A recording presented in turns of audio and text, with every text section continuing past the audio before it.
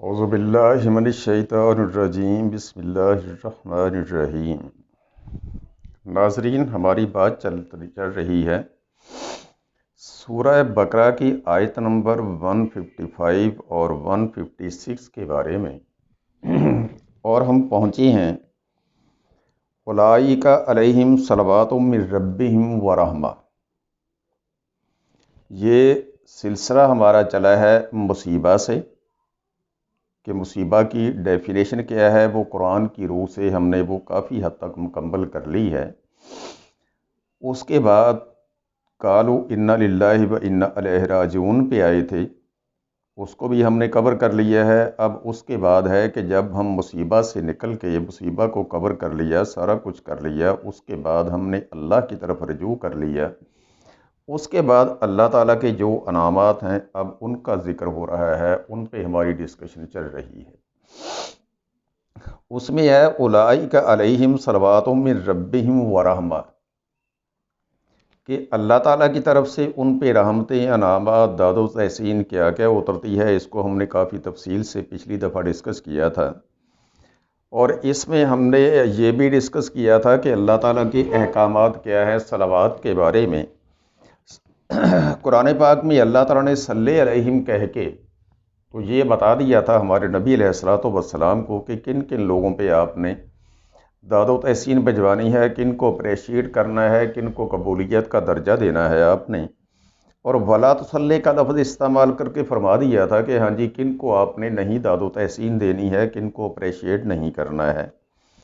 اس کے بعد پھر ہماری ڈسکشن ہوئی تھی آیات سورہ احزاب کی، ان اللہ و ملائکتہ یصلون۔ یصلون کے لفظ سے ہے کہ اللہ تعالیٰ اور فرشتے، جمع کا صیغہ ہے، وہ درود بھجواتے ہیں اللہ تعالیٰ کی طرف سے ہمارے نبی علیہ الصلوۃ والسلام تک، اور ان کے عمل پہم اور زندگی کی مشکلات کو برداشت کرنے کے جذبے کو اپریشیٹ کرتے ہیں۔ اس کے بعد اللہ تعالیٰ نے جو حکم دیا ہے مسلمانوں کے لیے، یا ایھا الذین آمنوا صلوا علیہ، یہ صلو کا لفظ ہے ہمارے لیے کہ ہمیں حکم ہے کہ ہم بھی حضور علیہ الصلوۃ والسلام پر درود و سلام بھیجیں اور ان کے آگے اپنا سر تسلیم خم کر دیں۔ اب اس کے بعد اس میں یہ بھی ہماری ڈسکشن ہوئی تھی کہ یہ جو الفاظ ہیں سارے کے سارے، ان کا استعمال کرتے ہوئے ہم نے مراتب کا خیال ضرور رکھنا ہے۔ نبی علیہ الصلوۃ والسلام کے لیے ہمارا اگر درود و سلام ہوگا تو اس کا مراتب کا خیال رکھتے ہوئے ہم ہر چیز کو بڑے اچھے طریقے سے ادا کریں گے۔ اگر ہم کسی کے لیے نہیں کہنا ہے، کسی کو قبولیت کا درجہ نہیں دینا ہے، تو ان کے لیے الفاظ کیا استعمال کرنے ہیں۔ اللہ تعالیٰ اپنے نبی علیہ الصلوۃ والسلام کو داد و تحسین دیں گے تو ان کے لیے الفاظ کیا ہوں گے، اور جو ہمارے لیے صلو علیہ کا لفظ ہے تو ہمارے الفاظ کیا ہوں گے۔ اب اس کے بعد اس سے آگے لفظ آتا ہے الصلاۃ کا۔ الصلاۃ میں جسے ہم نماز کہتے ہیں، کہ ہم نے اللہ تعالیٰ کا شکر ادا کرنا ہے، اللہ تعالیٰ کو ہم نے یہ بتانا ہے کہ یا اللہ، ہم تیری ہر بات کو ماننے کے لیے تیار ہیں، ہم مانتے ہیں، مان رہے ہیں، مانیں گے۔ اب اس کے لیے ہم نے الفاظ کا چناؤ جو کرنا ہے وہ اللہ جل شانہ کی شان و شوکت کے مطابق کرنا ہے۔ اس لیے یہ حفظ مراتب کا جو ذکر ہوا تھا، اس کو ہم نے ہر وقت ہمیشہ مد نظر رکھنا ہے کہ ہم کہاں پر کس ہستی کے لیے کیا الفاظ استعمال کریں گے۔ تو آج ہمارا موضوع بنتا ہے الصلاۃ، یعنی کہ اللہ تعالیٰ کی شکر گزاری، اللہ کے حضور ہماری حاضری، اللہ کے حضور ہماری پیشی، اور ہماری پیشی ہونے کے بعد اپنا محاسبہ پیش کرنا کہ یا اللہ، ہم سے جو غلطیاں ہوئی ہیں ان کی معافی چاہتے ہیں، اور آئندہ کے لیے تیری رحمت کے، تیری عافیت کے طلبگار ہیں۔ آج کا ہمارا موضوع یہ ہے۔ اللہ تعالیٰ کا ارشاد ہے، ان الدین عند اللہ الاسلام، بے شک اللہ تعالیٰ کی طرف سے جو پسندیدہ ترین راہ عمل ہے، زندگی کا طرز عمل ہے، وہ اسلام ہے۔ اسلام کو مان کے ہم چلیں گے، اسلام میں جو جو کچھ لکھا ہوا ہے اس پہ ہم عمل کریں گے تو ہم دین کے صحیح راستے پر ہوں گے، اور انسانیت کا صحیح راستہ جو ہے، صحیح طرز عمل جو ہے وہ اسلام ہے، اور نماز اسلام کا جز ہے۔ اگر ہم نے اسلام کے عین مطابق چلنا ہے، اسلام کی باتیں ماننا ہے، اسلام پہ عمل کرنا ہے، تو ہمیں 5 وقتہ نماز اس کی ادائیگی لازمی مد نظر رکھنا ہوگی۔ پھر ہے کہ نماز کے اصلی مفہوم، اصلی مقاصد کو بھی مد نظر ہمیں رکھنا ہوگا، پھر اسلام پہ چلنے کا اصل حق ادا ہوگا۔ اور اس سے آگے اگر ہم اسلام پہ نہیں چلتے ہیں، اگر نماز کو نہیں پڑھتے ہیں، تو اللہ تعالیٰ کا، اللہ معاف کرے، کیا فرمان ہے، وہ ہے وَمَن یبتغی غیر الاسلام، اور جس بندے نے اسلام کے علاوہ کسی اور دین کے لیے تگ و دو کی، وَمَن یبتغی غیر الاسلام دین، اسلام کے علاوہ کسی اور چیز کو دین بنایا، اس کے لیے تگ و دو کی، اس کے پہ عمل کیا، اس پہ رہتے ہوئے زندگی گزاری، فَلَن يُقْبَلَ مِنْهُ، تو اس سے یہ قبول ہی نہیں کیا جائے گا۔ یعنی کہ اسلام کے علاوہ راہ نجات کوئی نہیں ہے اللہ تعالیٰ کے حضور میں پیش ہونے کے لیے۔ وہاں پہ ہم نے صحیح راستہ، صحیح جا کے ہم نے ٹھکانہ ڈھونڈنا ہے، تو ہمیں اسلام کے سارے ارکان پہ منو ان عمل کرنا ہوگا، جن میں نماز سر فہرست ہے۔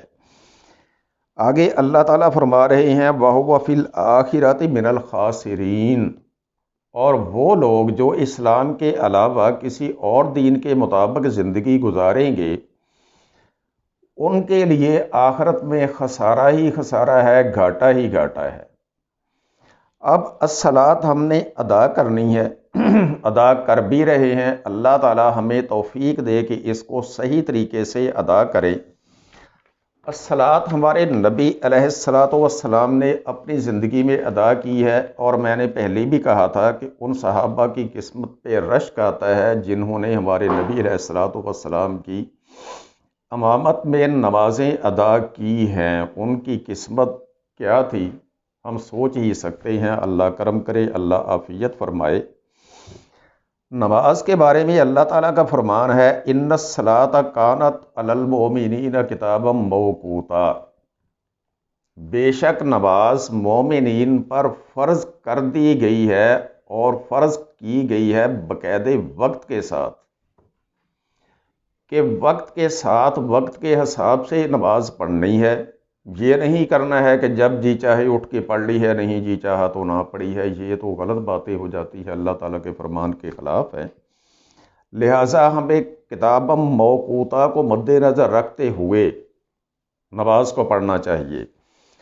اب حاضرین، نماز تو ہم بھی پڑھتے ہیں، نماز وہ بھی پڑھتے تھے، قرون اولیٰ کے مسلمان یعنی کہ صحابہ اکرام، ہمارے نبی علیہ الصلاۃ والسلام بھی پڑھتے تھے۔ اب ہماری نماز وہ رنگ نہیں دکھاتی ہے جو اس وقت کی نماز رنگ دکھایا کرتی تھی۔ یہ نماز وہ رنگ کیوں نہیں دکھاتی، ہم نے یہ چیزیں نوٹ کرنی ہے۔ اب دیکھنا یہ ہے کہ ان کی نماز میں کیا خوبیاں تھیں اور ہماری نماز میں کیا خامیاں ہیں۔ ان خامیوں کو دور کر کے ہم نے وہ والی خوبیاں اپنانے کی کوشش کرنی ہے، تاکہ ہماری نمازوں میں بھی اللہ کرے وہ اثر پیدا ہو جائے جو ہمارے قرون اولیٰ کے مسلمانوں کی نمازوں میں تھا۔ اس کے لیے میں صرف اس نماز کا انالیسز کروں گا جو ہمارے نبی علیہ الصلاۃ والسلام کی امامت میں صحابہ اکرام ادا کیا کرتے تھے، اور اس سے جو اثر ہوتے تھے وہ لوگوں کے سامنے آ جاتے تھے، کہ لوگ صرف دیکھ کر ہی کہ یہ مسلمان ہیں، یہ کیا کر رہے ہیں، یہ کتنا خضوع و خشوع ہے، یہ کس ہستی سے ڈر رہے ہیں جو زندگی ان کی بدل گئی ہے، ان کو دیکھ کر ہی بڑے بڑے کافر لوگ بھی مسلمان ہو جایا کرتے تھے۔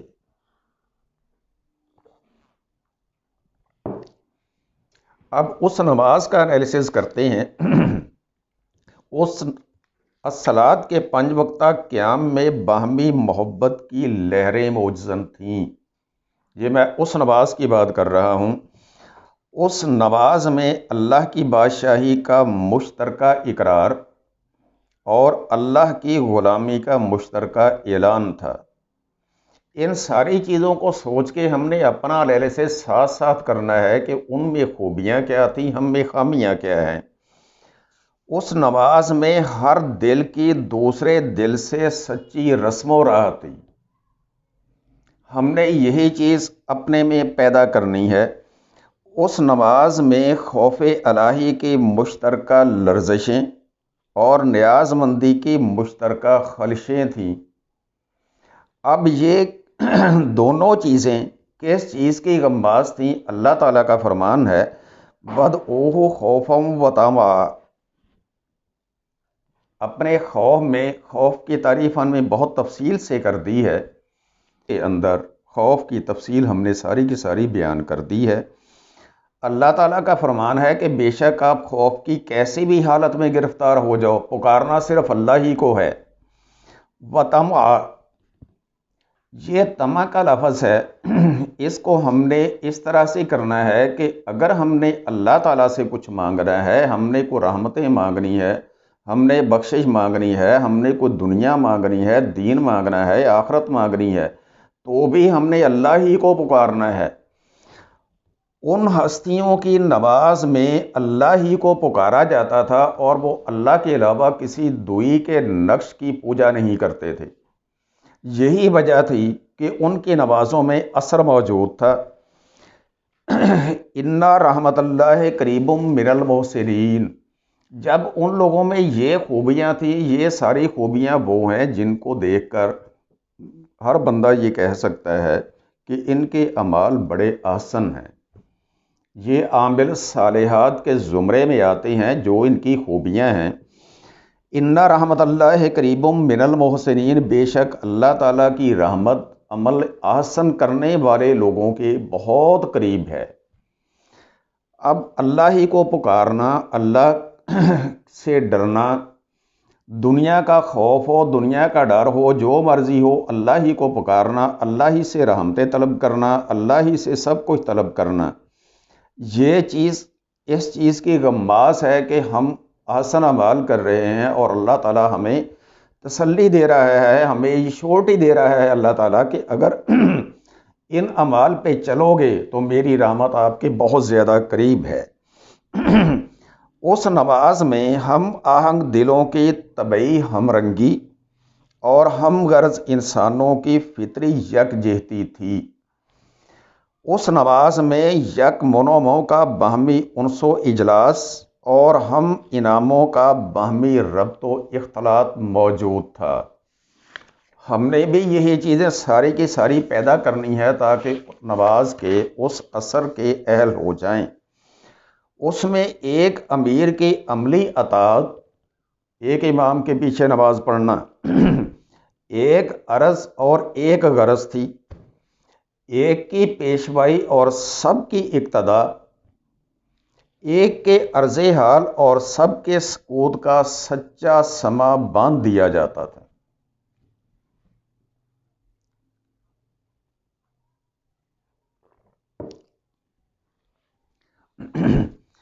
وہ نماز ایک منظم اور منضبط، ایک مرعوب خدا اور منکر ماسوا، ایک لرزہ بر اندام اور سربکف فوج کی اپنے قائد اعظم کے حضور میں 5 وقتہ پیشی ہوتی تھی۔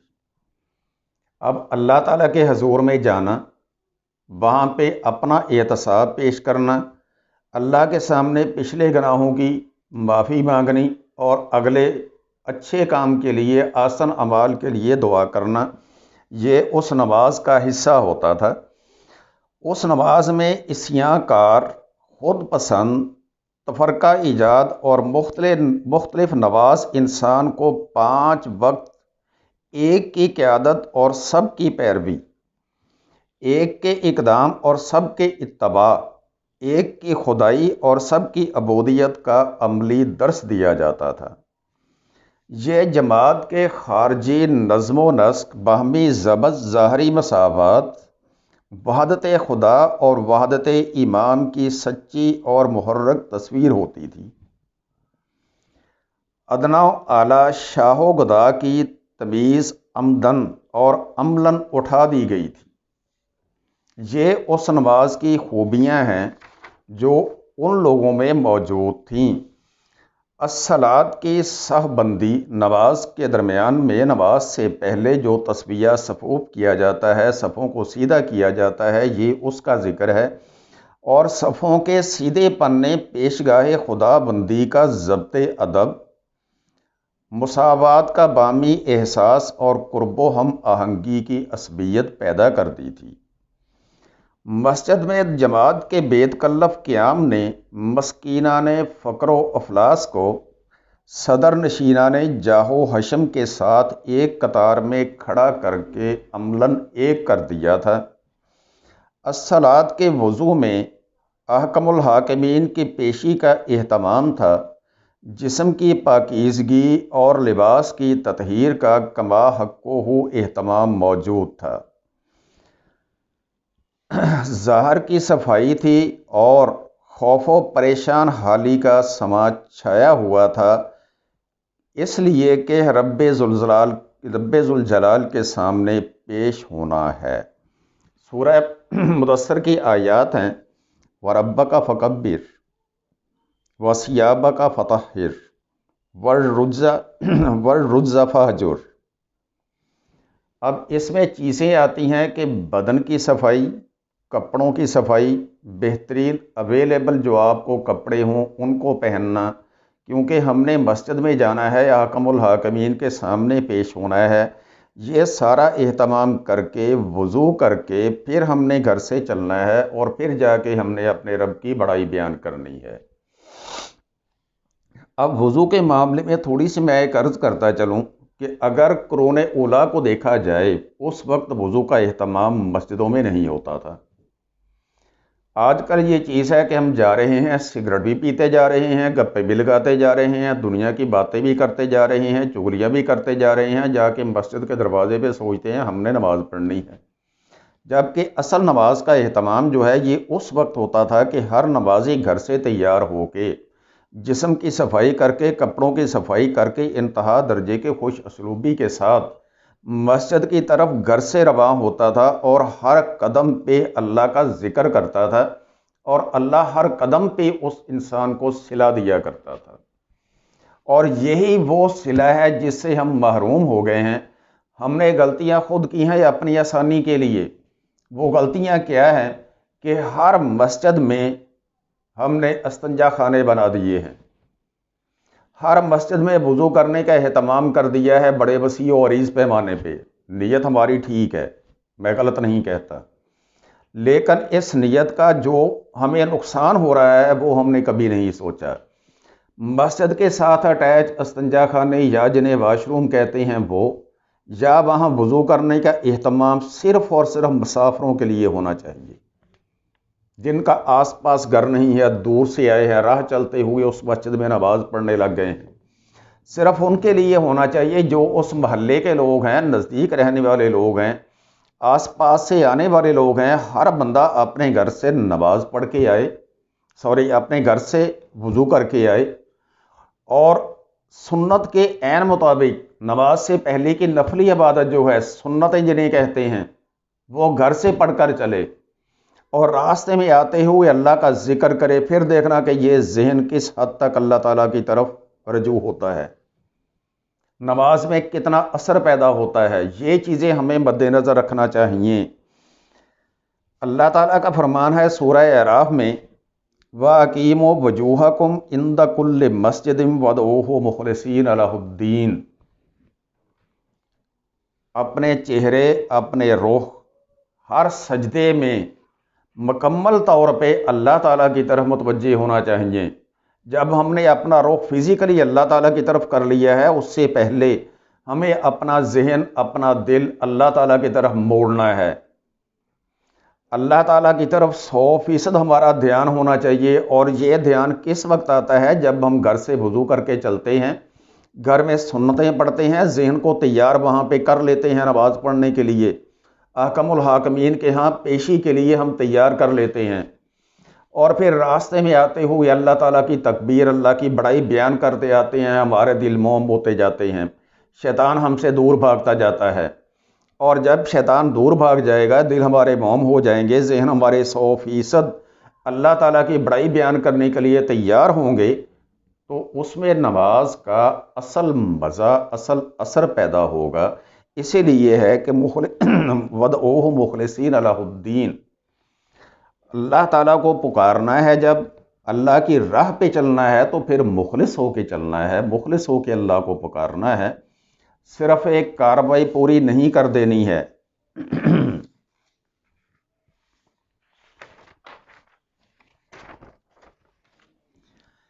اس سے آگے ہے بارگاہ رب العالمین کی اس 5 وقتہ پیشی، محاسبے اور غیر منقطع حاضری نے ان کے نفس عصیان اور نفاق سے پاک کر دیے تھے۔